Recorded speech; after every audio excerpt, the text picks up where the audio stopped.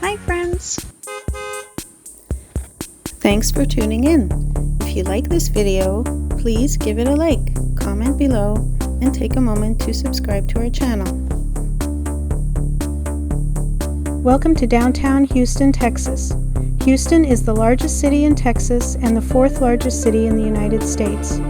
Downtown is the city's main business district and sits near Buffalo Bayou, which runs through the heart of the area. This part of Houston is home to major office towers, government buildings, hotels, and convention centers. You'll find the theater district here, which includes venues for ballet, opera, symphony, and live theater. Downtown Houston also connects to nearby neighborhoods through freeways, light rail, and pedestrian tunnels.